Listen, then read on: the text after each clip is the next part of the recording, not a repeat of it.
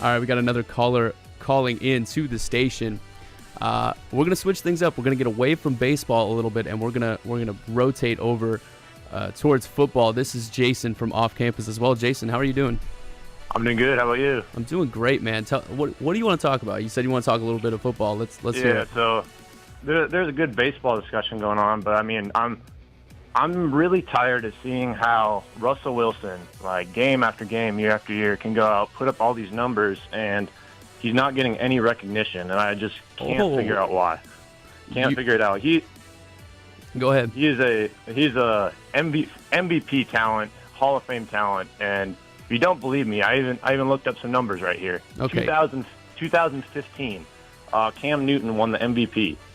Russell Wilson threw for more yards, almost the exact same amount of touchdowns, less interceptions, higher completion percentage, and I just don't understand why there's this narrative about him that he is overrated. I just don't understand. Do you want me to try and answer that question for you? If you can. Okay, so I think that a large part of that reason why Russell Wilson might not be getting the recognition that you think and a lot of others in the Pacific Northwest think that he deserves, I think it stems from a lot of, like you said, you mentioned that word narrative.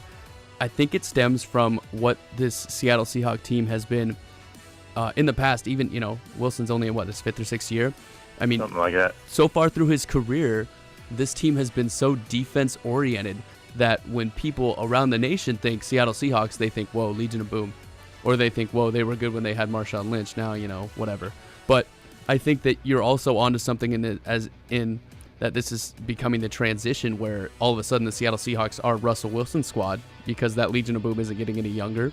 And we saw yesterday, he put up ridiculously stupid numbers against the Texans, and we could talk about that game more as more people decide to call in. But yeah, I think you're in the transition. You might be a little bit early for, this is Russell Wilson, he's the best in the world. I think people will get there, but I think you're early to the trend, Jayson. I mean, the few times I do get that he hasn't had to step up a lot because all he's had to do is, not turn the ball over, the defense will win the game. But the times he has had to step up and throw 40-plus passes a game, he's throwing for 300-plus yards, 3-4 touchdowns, and so I don't get it. Yeah, it is. It's an interesting dynamic between the perception of the Seattle Seahawks. Jayson, thank you so much for calling in. If you want to call back later, be sure to do so because I got to open up these phone lines and see if someone else wants to chime in as well. Will do. Have a good one. All right, you too.